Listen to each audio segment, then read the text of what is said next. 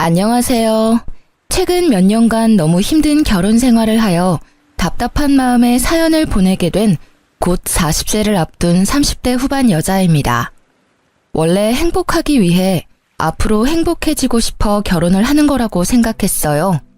남편과 저 둘만 사랑하면 되는 거라고 생각했지만 우리 부부 사이를 너무 힘들게 만든 사람들이 넘치고 넘쳐서 너무 숨이 턱턱 막혔습니다. 남편과 저를 힘들게 만든 원인은 바로 시댁이었어요. 이 길고 긴 사연을 터놓을 곳이 없었기에 고민 끝에 사연을 보내보기로 결정했습니다. 남편도 사연을 보내는 거에 동의를 하였고요. 결혼하기 전까지만 해도 드라마에서나 봤던 시월드. 이런 게 정말 현실에도 있을까 궁금했어요. 가끔 어떤 사람들 얘기 들어보면 드라마에서나 볼 법한 막장을 실제로 겪고 있는 분들이 계시더라고요. 저도 결혼하면 그런 일을 겪는 걸까? 그런 의문이 들기도 했었는데 그런 일을 제가 직접 겪을 줄은 정말 몰랐네요. 남편과 저는 정말 많이 사랑하는 사이입니다. 결혼을 하면서도 남편 때문에 제가 힘들었던 적은 전혀 없었어요. 오히려 남편 덕분에 제가 10월달 안에서도 버틸 수가 있었는데요. 어떤 힘든 일이 있어도 저희 부부 사이를 갈라놓을 수는 없었어요. 연애할 당시 남편이 오랫동안 취준생으로 지냈어도 군대를 간다고 했을 때도 저희는 절대 헤어지지 않았어요. 근데 우리 부부 사이에 금이 갈 뻔한 적이 딱 한 번 있는데 바로 시아버님과 남편의 여동생 때문이었어요. 보통 시어머님과 고부 갈등이 많이 생긴다는 말은 들은 적이 있는데 오히려 시아버님과 싸우는 일이 너무 많았어요. 보통 시아버님의 사랑은 며느리라고 하는데 그건 모든 사람에게 해당되는 말은 아니었어요. 남편과 오랫동안 연애를 하면서 이미 알고 있던 사실이 있는데 그건 남편의 집안이 가난하다는 거였습니다. 남편과 연애를 하면서도 집안일 때문에 힘들어할 때가 많았어요. 남편네 집에 좀 힘들다는 것은 예상했지만 이 정도로 힘든 집안일 줄은 몰랐어요. 남편과 결혼을 앞두고 있을 때 모든 상황을 전부 듣게 됐어요. 시댁이 처음부터 가난했던 것은 아닙니다. 남편 어릴 적부터 회사를 운영하고 계셨는데 무리하게 사업을 확장하게 되면서 결국 회사가 망했다고 합니다. 그래서 아버님 앞으로 빚만 억이었는데요. 처음엔 빚이 어마어마하게 많았지만 친척들의 도움을 받아서 엄청 많았던 빚이 1억으로 줄었다고 해요. 근데 1억이란 빚도 엄청 많은 빚이죠. 시어머님은 원래 부잣집 막내딸로 태어나신 분이라서 이제껏 돈 걱정이라고는 해본 적이 없으신 분인데 아버님 때문에 지금껏 돈 걱정을 매일매일 하면서 힘들게 살고 계셨다고 해요. 시어머님이 물려받으신 유산도 아버님이 모두 날렸다고 합니다. 그것 때문에 이혼 위기를 겪었지만 남편을 생각해서 이혼까지는 안 갔다고 해요. 원래 전업주부로 지냈던 분이었는데 마트에서 계산원으로 일하고 계셨고요. 열심히 일을 하면서 빚을 갚는 데에 보탬이 되려고 하는 어머님과 다르게 아버님은 빚을 갚는 데 있어서 크게 노력하지 않는 편이었어요. 아버님이 남들 아버님들과 다르게 연세가 꽤 있으신 편이라서 마땅히 일을 할 만한 곳이 없는데요. 그래도 잘만 찾으면 할 일은 많았습니다.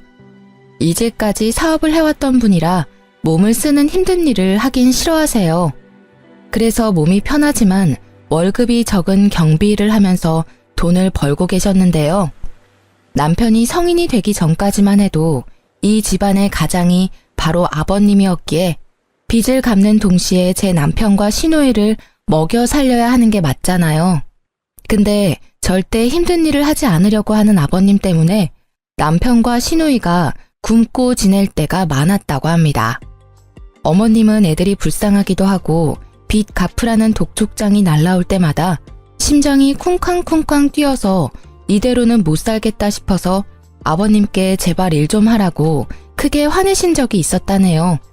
어머님이 일하라고 옆에서 말 한마디라도 꺼내면 밥상을 엎을 정도로 극도로 예민하게 반응하셨다고 해요. 지금도 여전히 돈 때문에 자기한테 눈치라도 주면 가장을 무시하는 거냐고 엄청 난리를 치십니다. 남편이 학생일 때까지만 해도 거의 어머님이 혼자 빚을 갚고 있었다고 보면 돼요. 아버님은 거의 한량처럼 일을 하다 말다 했었기 때문에 크게 도움이 되지 않았다고 해요. 어머님 힘으로 혼자 빚을 갚았기 때문에 아무리 열심히 일을 하고 갚아도 빚의 금액이 크게 줄지 않았다고 합니다. 남편이 성인이 되고 난 이후 본격적으로 일을 하기 시작하면서 그나마 돈에 대한 부담은 적어졌지만 여전히 빚을 갚는 데 있어서 허덕이는 건 맞아요. 시모는 아버님 대신에 항상 고생하는 남편에게 미안하고 사과를 매일 했다고 해요. 성인이 된 남편은 아버님 대신해서 대부분 빚을 갚아줬기 때문에 어머님이 항상 미안하다는 말을 달고 사는 거였어요. 1억이란 큰 돈을 전부 갚아준 건 아니었지만 5천만 원 가까이 남편이 대신 갚아줬다고 합니다. 그래서 남편이 저와 연애를 했을 때 씀씀이 자체가 크지 않았어요. 남편 보면서 참 검소한 사람이다 라는 생각을 했었는데 그만한 이유가 다 있었던 거였더라고요.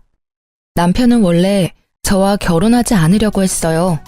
결혼하게 되면 아무래도 제가 고생할 게 뻔하니까 고생시키고 싶지 않다며 처음엔 연애만 하자고 했어요. 하지만 전 그런 남편과 결혼하고 싶었어요. 항상 성실하고 워낙 착한 사람인 걸 알고 있었기에 남편에게 걱정하지 말고 바로 결혼하자고 했어요. 그래서 남편은 결혼하기 전에 시부모님에게 결혼 후엔 가족 빚을 갚는 데 도움을 주지 않겠다 선언하고 저와 결혼하게 됐어요. 오히려 남편이 결혼 전에 이렇게 딱 잘라서 말해놔야 앞으로 나와 앞으로 태어날 아기가 고생 안 한다고 말하더라고요.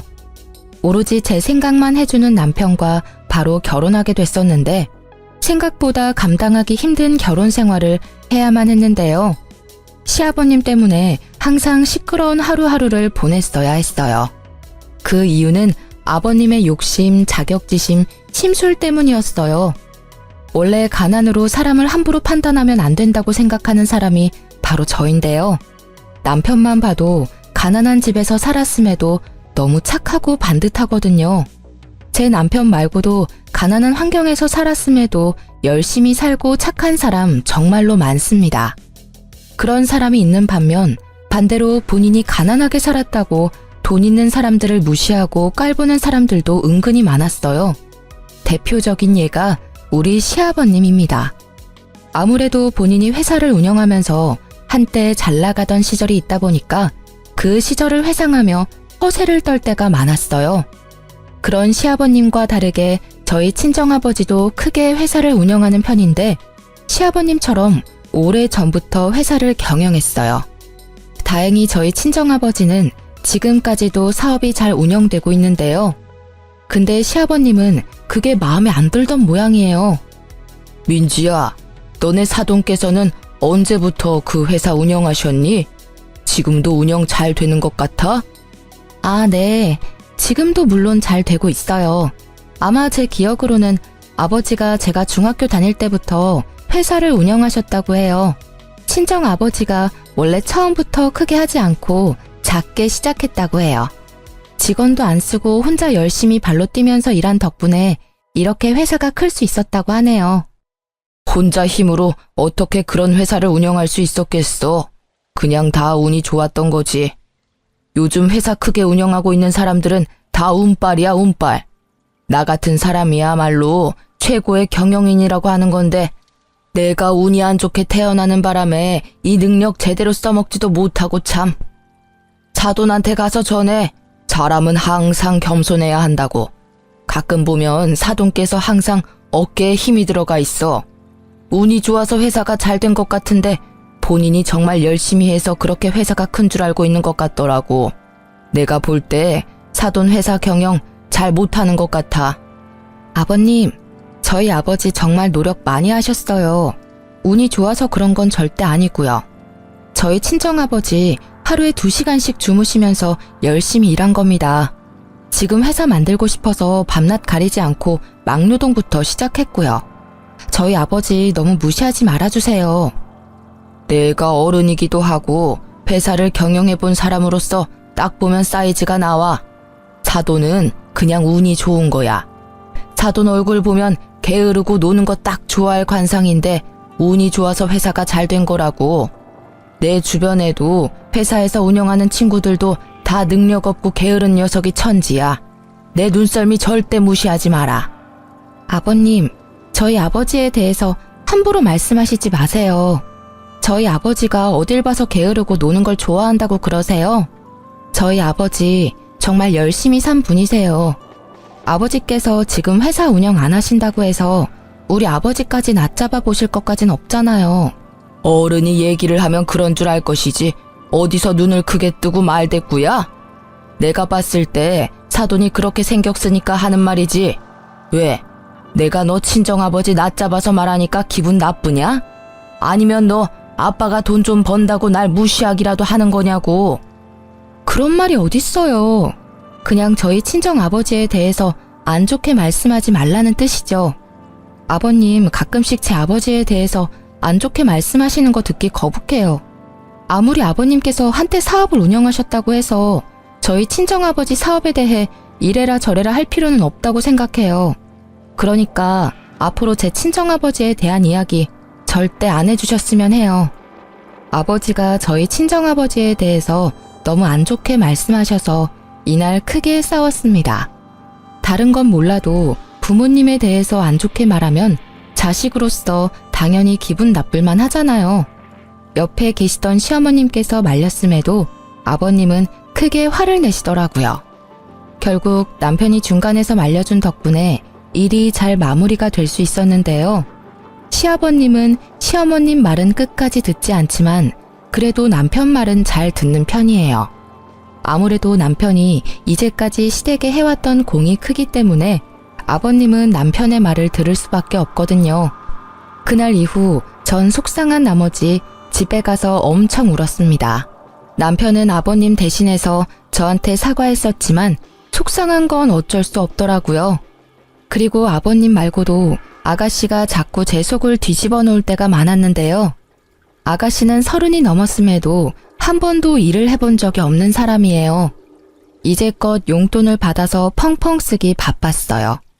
아무래도 한때 시아버님이 사업으로 잠깐 성공한 적이 있기 때문에 그때 돈을 쓰던 버릇이 지금까지 남았다고 했어요. 실제로 아가씨 씀씀이를 보고 놀랬어요. 쥐뿔도 없는 사람이 마치 재벌이라도 된 것처럼 명품백부터 옷까지 쉴 틈 없이 사더라고요. 결국 그 돈은 전부 시어머님이 감당하는 거고요. 마트에서 힘들게 번 돈으로 아버님 빚 갚는 거랑 아가씨가 쓰고 다닌 돈을 모두 해결하고 있더라고요. 30이 넘었음에도 어머님께 용돈을 받아서 쓴다고 들었어요. 그 말을 듣자마자 얼마나 화가 나던지 몰라요. 그래서 제가 언제 한번 아가씨한테 쓴소리를 한 적이 있었는데요. 언니, 다음 주에 친구 생일이라서 클럽에 가야 하는데 돈이 부족해서요. 언니 돈 있으면 빌려주면 안 돼요? 돈이요? 제가 지난주에 20만 원 용돈 드렸잖아요. 그거 일주일 만에 다 쓰신 거예요? 언니, 요즘 20만 원 쓰는 거 금방이에요. 요즘 물가가 얼마나 비싼데. 커피 몇 잔만 사 마셔도 20만 원 금방이에요.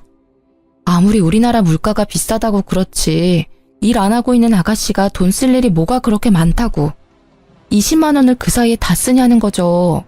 그리고 저한테 20만 원 받아간 거 말고도 어머님한테 40만 원 용돈까지 받았다면서요. 그것도 없어요? 네. 지난번에 신상 립스틱 나왔길래 그거 몇 개 사놨거든요. 그래서 그건 진작에 다 썼죠. 말 길게 하지 말고 지금 돈 줄 수 있어요? 15만 원이면 충분해요. 이번에 15만 원 주시면 돈 더 달라는 말 안 할게요. 아가씨, 진심으로 걱정돼서 하는 말인데 지금 당장이라도 일 구해서 시작해요. 혹시 일자리가 없어서 일 못하고 있는 거면 제가 아는 지인 통해서 자리 하나 마련해 볼게요. 아가씨 나이면 이미 직장 구해서 자리까지 잡아야 하는 상황인데 아가씨는 지금까지 한 번도 일해본 적이 없다면서요. 네? 용돈 달라고 말했더니 갑자기 왜 일자리 구하라고 잔소리해요? 말 길게 하지 말고 돈 줄 수 있냐고요. 안 줄 거면 엄마한테 달라고 말하게요. 어머님 좀 그만 괴롭혀요. 어머님이 무슨 죄가 있어서 이렇게 다 큰 딸 용돈이나 주고 있어야 되냐고요. 어머님이 오히려 우리한테 용돈 받아야 할 나이라고요. 어머님 불쌍하지도 않아요? 네, 전혀 안 불쌍해요. 잔소리 계속할 거면 저 그냥 나갈래요. 언니 가끔 보면 저 은근 무시하는 것 같은데 사람 그렇게 쉽게 무시하고 그러지 마세요. 언니가 돈 잘 벌고 그동안 좋은 집에서 오냐오냐 자라서 그러는 모양인데 이래라 저래라 하지 말라고요. 아빠가 언니한테 맨날 뭐라고 하는 이유가 다 있었네. 돈 좀 있다고 사람 무시나 하고. 지금 말 다 했어요? 제가 언제 아가씨랑 아버지 무시했다고 그러세요. 오히려 아가씨나 아버님이 돈 있는 사람들 우습게 알고 무시하잖아요. 돈이 많다는 건 그만큼 열심히 살았다는 증거일 수 있어요. 저도 지금 직장에 꾸준히 다닐 수 있었던 건 그만큼 노력을 많이 했다는 거고요. 아가씨는 지금까지 뭐 하나라도 열심히 해본 적이나 있어요? 돈이나 열심히 쓰기 바쁘지 벌어본 적은 없잖아요. 지금 이 나이에 이러고 있는 거 정말 한심해요. 이렇게 아가씨와 크게 싸운 적이 있습니다. 아가씨가 이런 식으로 저와 어머님의 속을 뒤집어 놓을 때가 정말 많았어요. 어머님과 데이트를 하기 위해서 카페에 가서 커피를 마신 적이 있는데요. 어머님과 이것저것 대화를 나누다가 알게 된 이야기가 있어요. 아가씨가 어릴 적부터 사고를 엄청 쳤다는 겁니다. 아버님의 사업이 크게 망하고 난 뒤로 반항심이 생긴 시누이는 친구 돈을 훔치거나 마트, 옷가게 등에서 물건을 훔치기도 했다네요. 게다가 조금만 짜증나도 친구한테 시비를 거는 경우도 있었다고 해요. 결국 싸움으로 번지게 됐고 친구의 콧뼈를 부러뜨린 적도 있다고 해요. 그런 시누이 때문에 이제까지 나갔던 합의금만 해도 총 2천만 원 가까이 된다고 합니다. 그 얘기를 하면서 어머님은 우셨어요. 그 모습을 보는데 얼마나 마음이 아프던지 제가 어머님께 딸처럼 더 잘해야 되겠다는 생각이 강하게 들게 됐습니다. 이 일이 있고 나서 아가씨가 저한테 또 시비를 걸기 시작했는데요. 남편이 2박 3일로 출장을 간 적이 있어요. 남편은 그때 제가 집에 혼자 있는 게 걱정됐는지 친구들과 여행이라도 다녀오라고 저한테 용돈을 주더라고요. 그래서 전 친구들과 2박 3일로 제주도 여행을 다녀오게 됐는데요. 그 소식을 알게 된 아가씨가 비아냥거리기 시작하더라고요.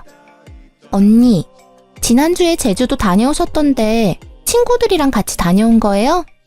네, 그때 남편이 출장 가는데 제가 집에 혼자 있는 게 신경 쓰인다고 친구들이랑 여행 다녀오라고 하더라고요. 그래서 제주도 갔다 왔죠.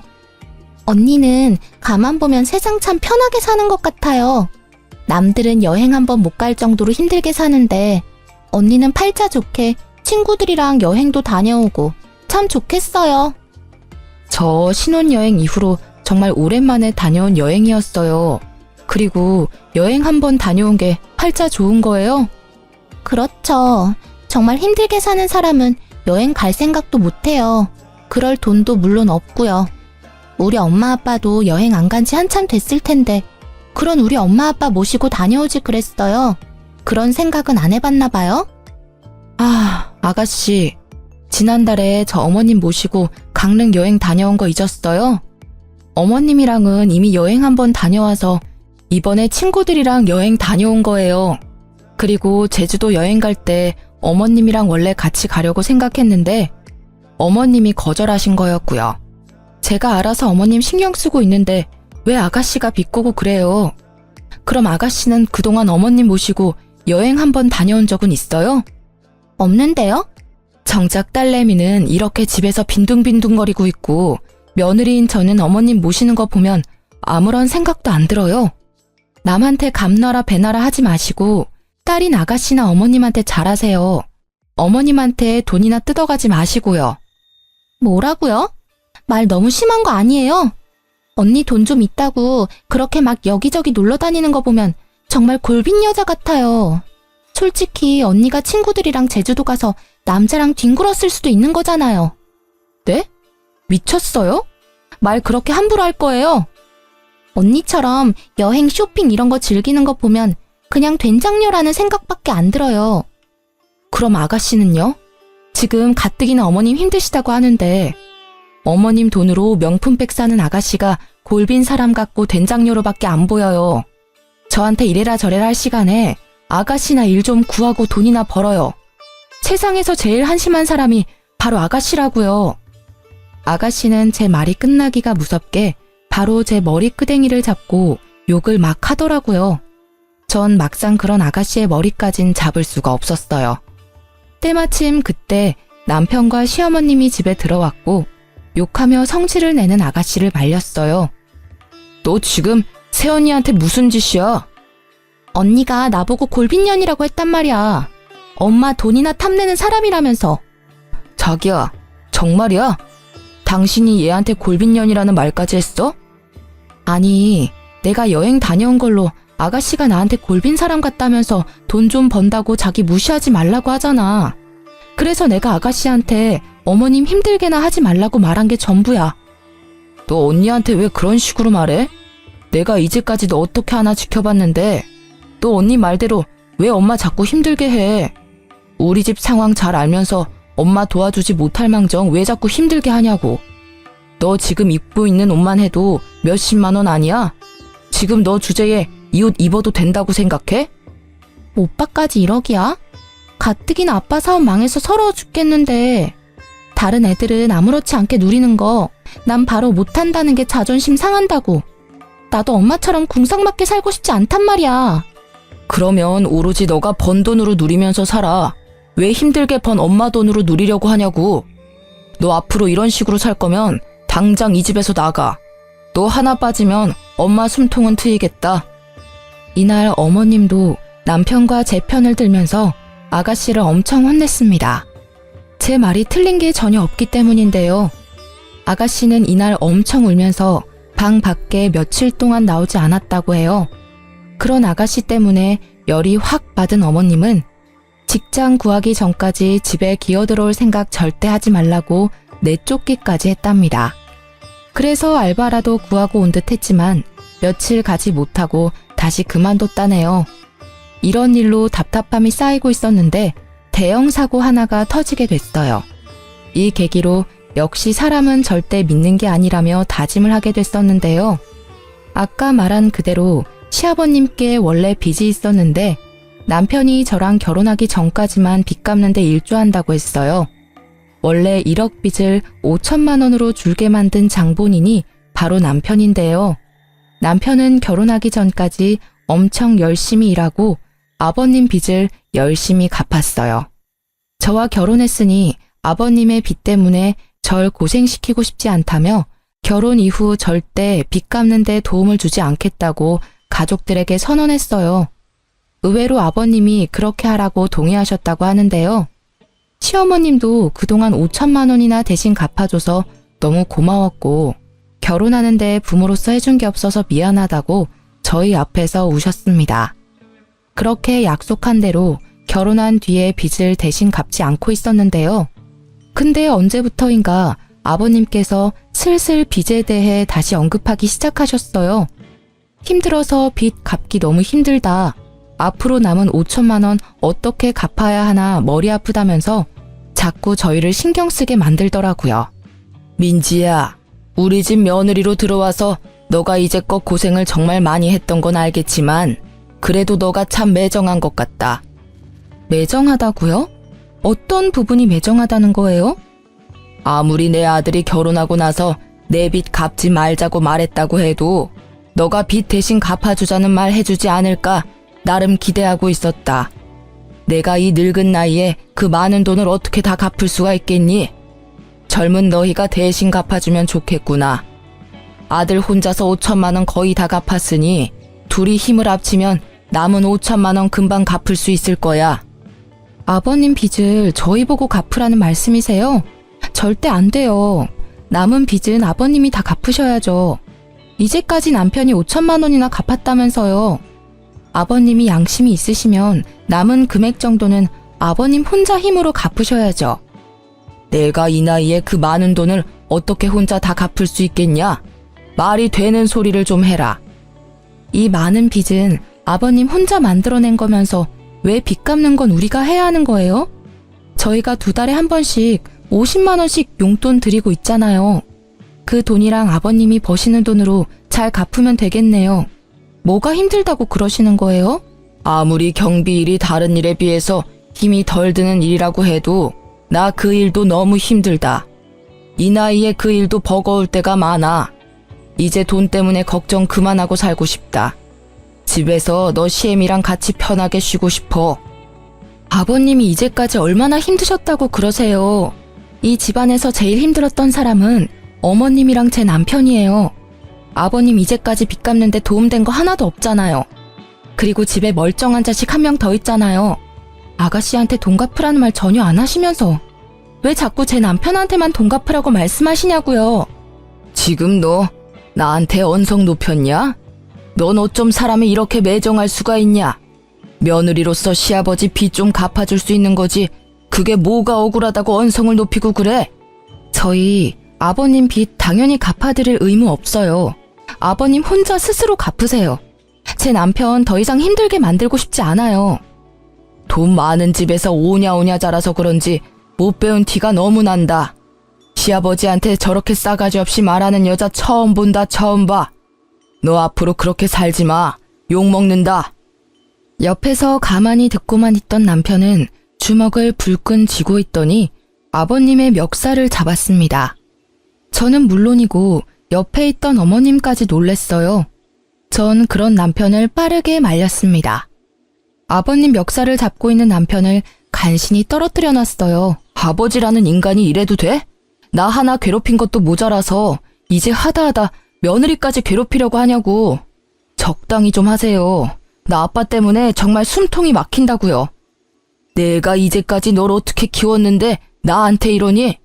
아빠 빚 갚아준 게 그렇게 아까워? 아빠 태도 때문에 전 참기 힘들어요.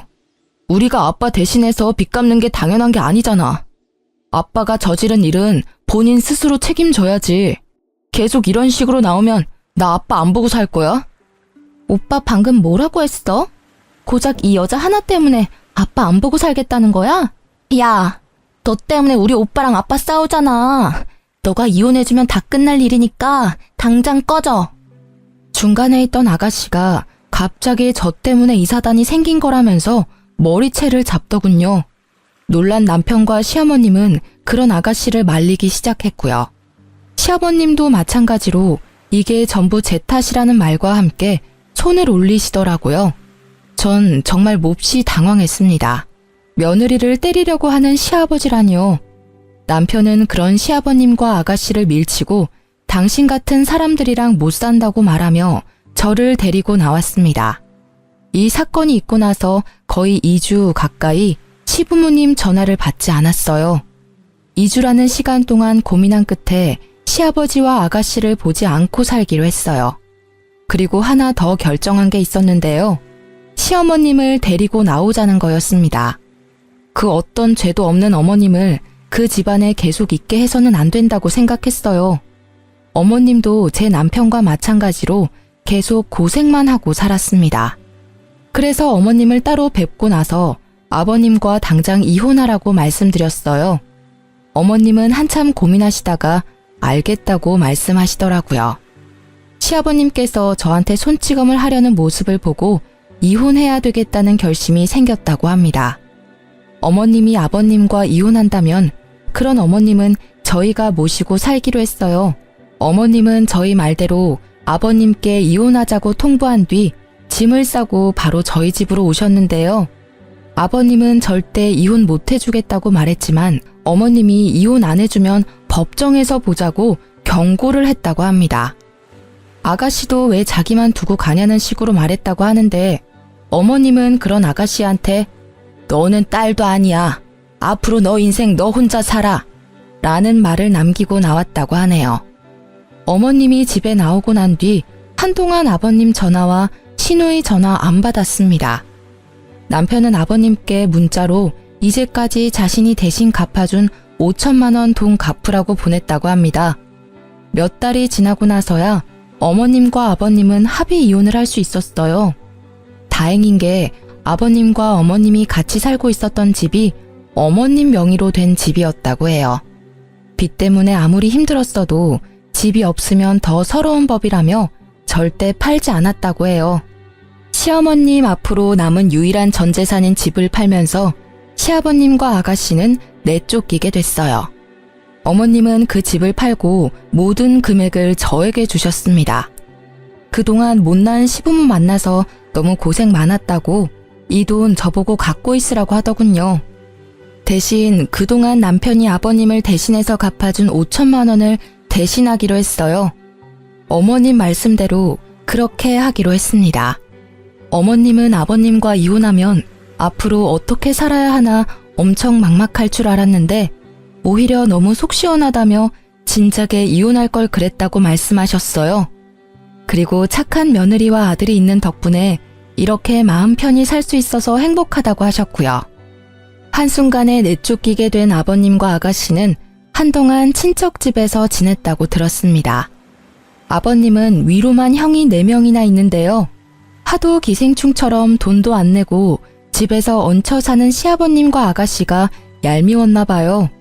첫째 큰아버지께서 당장 나가라고 크게 혼을 내셨다고 하네요. 갈 곳이 없게 된 아버님은 결국 저한테 직접 전화를 하셨어요. 그동안 잘 지냈니? 너무 갑자기 전화해서 미안하다. 무슨 일로 전화하셨어요? 그게 말이다. 지금 나랑 태영이가 지낼 곳이 없어서 며칠 전까지만 해도 너네 큰아버지 댁에 잠시 지냈었는데 집에 나오게 됐네. 혹시 너희만 괜찮다면 당분간 너희 집에서 지낼 수 없을까? 아니요, 안 돼요. 제가 된다고 해도 그이가 허락 안 할 거예요.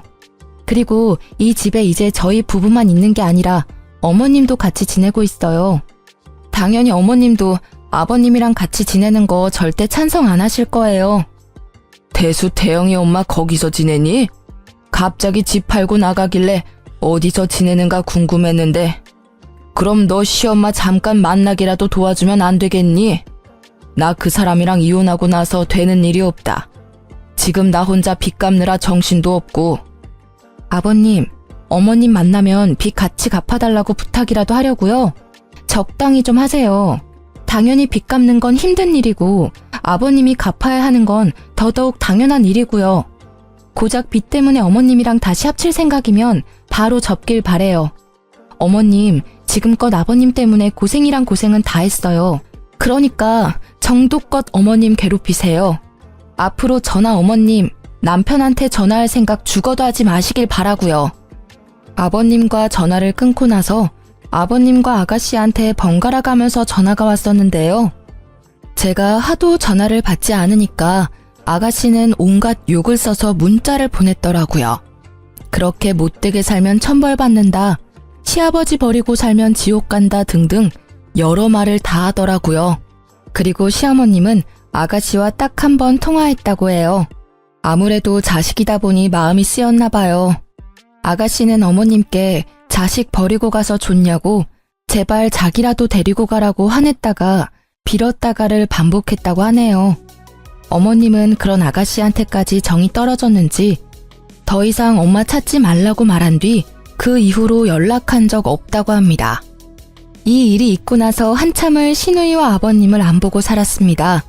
저희가 하도 연락을 안 받으니 이제 그쪽에서도 더 이상 연락을 하지 않았어요. 가끔 친척이나 주위 사람들 때문에 그 두 사람 근황에 대해서 어쩔 수 없이 듣게 되는데요. 아버님은 여전히 경비 일을 해왔었다고 해요. 근데 경비원으로 일하면서 그 아파트 단지 주민과 크게 싸웠다고 해요.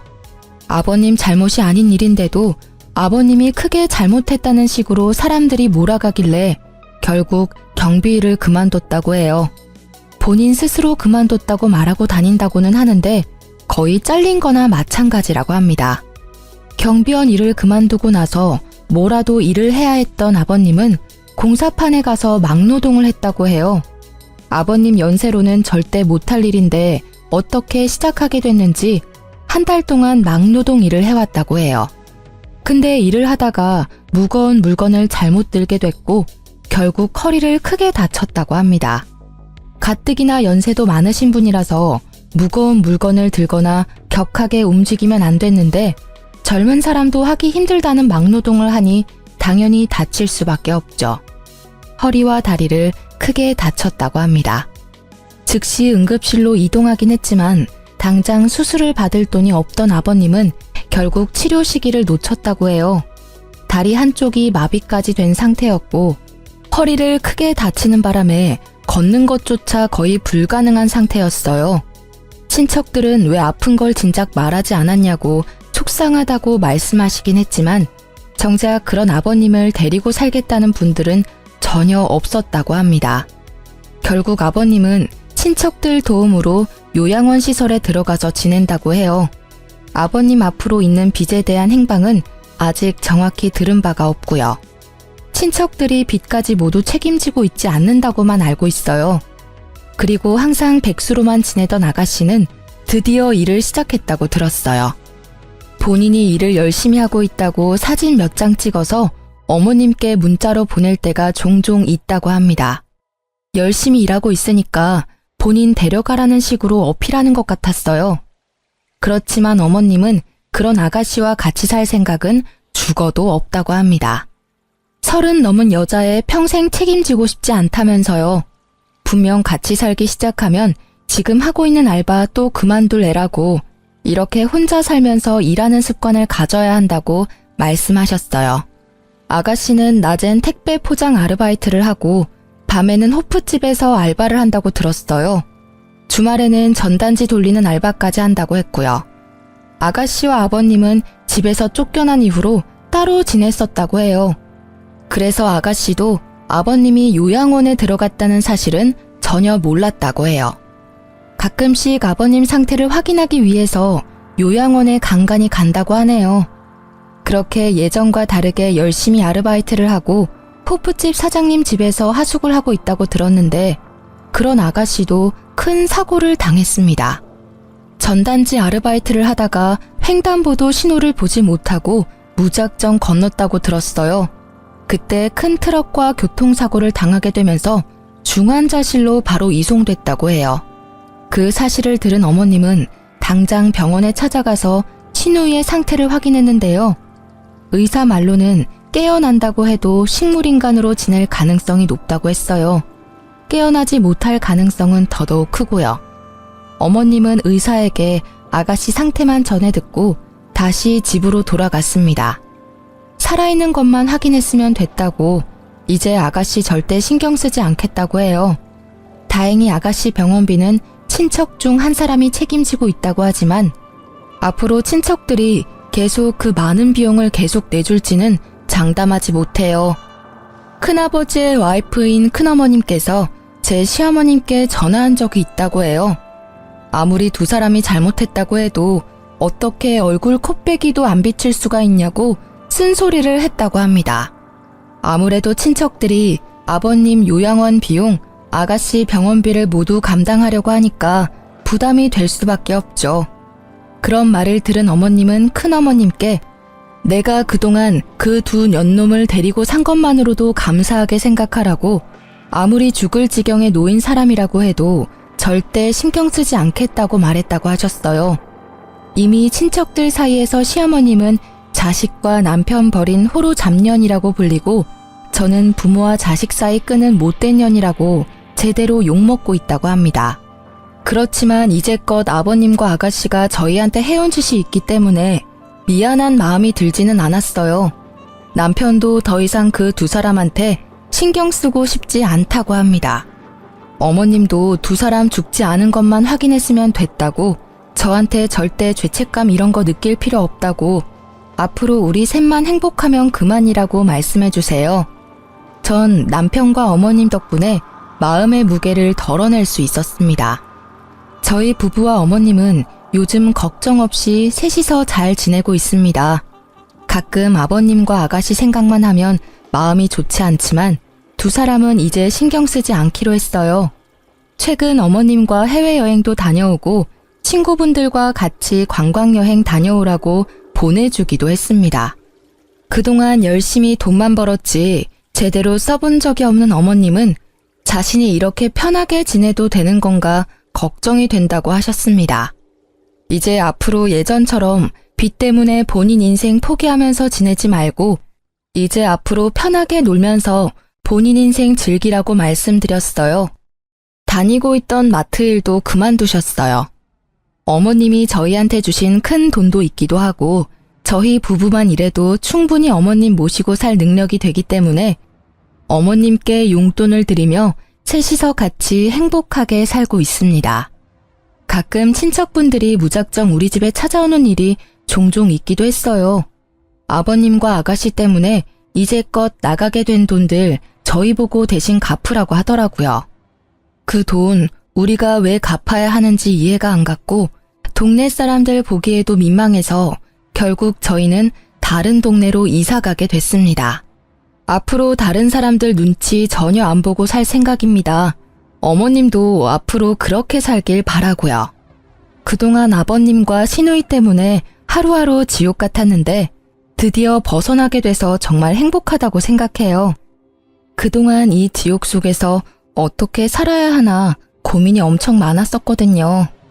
어머님도 항상 하시는 말씀이 있는데 이 늙은 시엄마 잘 챙겨줘서 고맙다고 우리 아들 자기 아빠 때문에 평생 고통 속에서 살 뻔했는데 그런 우리 아들도 구해줘서 고맙다는 말을 자주 해주십니다.